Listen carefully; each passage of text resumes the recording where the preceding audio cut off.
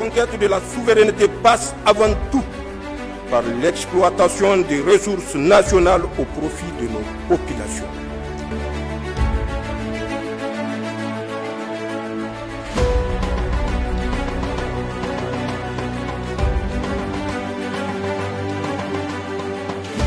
Que le Premier ministre de l'économie et des finances, Ali Mohamed Lamine Zen, a reçu en audience ce lundi en fin d'après-midi une délégation azerbaïdjanaise conduite par Khalaf Khalafov, haut représentant du président de la République d'Azerbaïdjan. Cette mission, qui comprend des responsables de la compagnie azerbaïdjanaise Azergold, spécialisée dans l'exploitation de l'or, vise à prospecter des axes de coopération entre nos deux pays dans le domaine aurifère.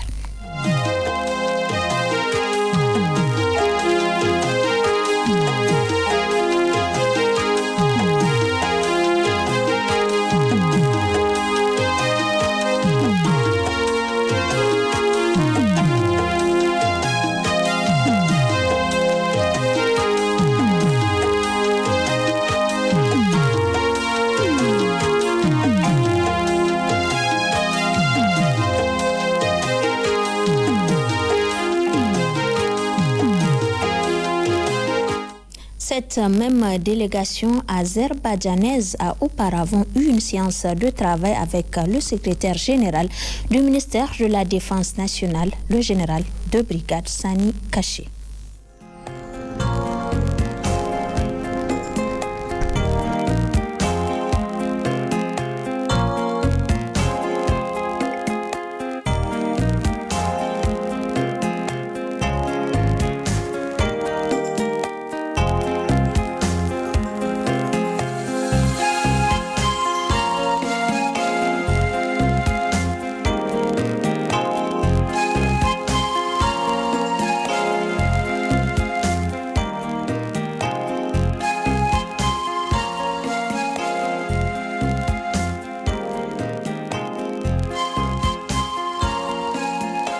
Niamey abrite du 9 au 11 septembre 2024 la 3e conférence scientifique internationale sur le changement climatique en Afrique de l'Ouest et au Sahel 2024. Cette rencontre est placée sous le thème « Les événements climatiques extrêmes et risques de catastrophes en Afrique de l'Ouest et au Sahel » a regroupé des experts, chercheurs, partenaires et décideurs venus de différents horizons pour échanger sur la question.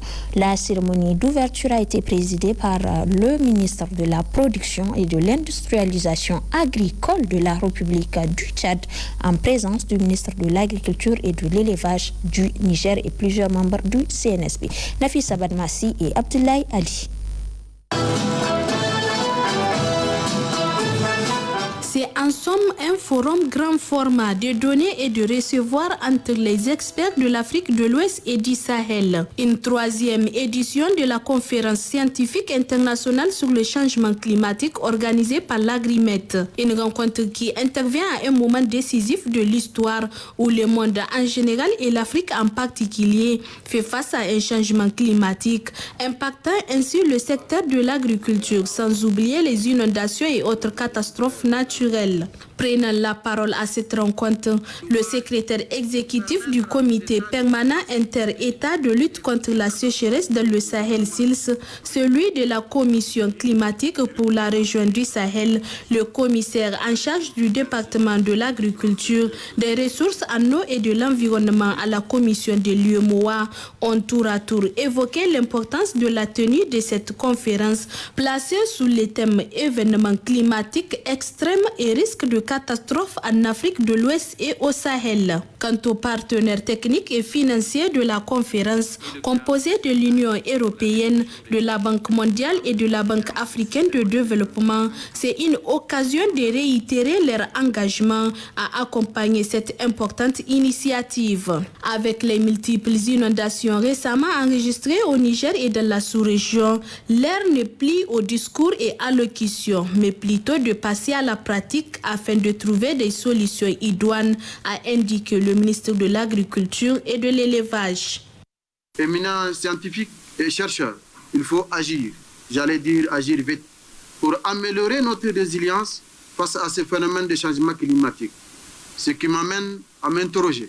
Quelles solutions proposerez-vous pour nos producteurs agricoles et éleveurs? En effet, les autorités du Niger n'ont pas lésiné sur les moyens pour entreprendre des actions d'anticipation en inscrivant la recherche de souveraineté alimentaire dans la logique d'une agriculture intelligente au changement climatique en faisant de la grande irrigation le programme phare de la nouvelle version économique de l'État. Face à ce phénomène mondial, une large coopération et solidarité entre les institutions régionales, les États pour anticiper les risques liés au climat et mieux préparer les communautés à faire face à la variabilité et au changement climatique s'impose. D'où cet appel du ministre coordonnateur du SILS, ministre de la Production et de l'Industrialisation agricole de la République du Tchad, dans son discours d'ouverture. Nous devons travailler pour améliorer significativement nos politiques publiques en matière de gestion des crises, de catastrophes naturelles qui deviendront de plus en plus récurrentes.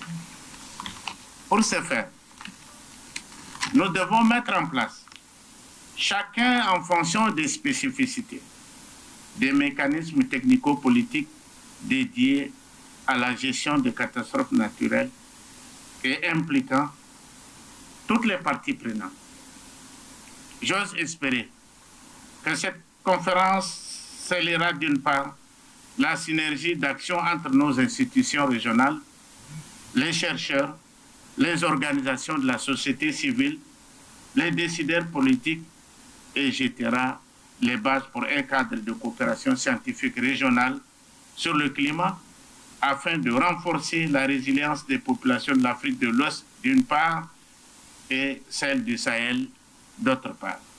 Le ministre tchadien Keda Bala appelle à une mobilisation et les appuis des partenaires afin de faire face au changement climatique.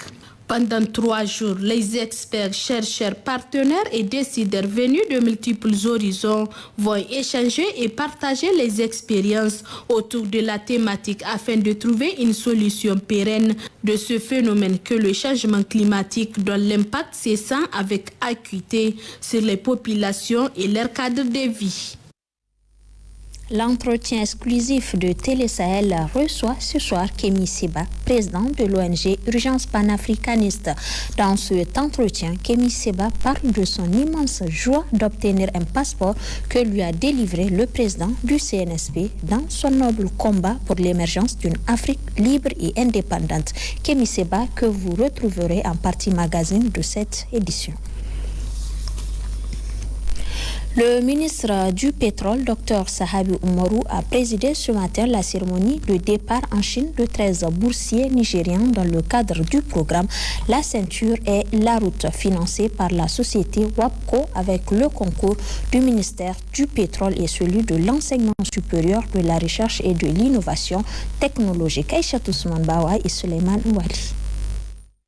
Le projet de pipeline du Niger financé par la société WAPCO, West Africa Oil Pipeline Company. La conquête de la souveraineté passe avant tout par l'exploitation des ressources nationales au profit de nos populations.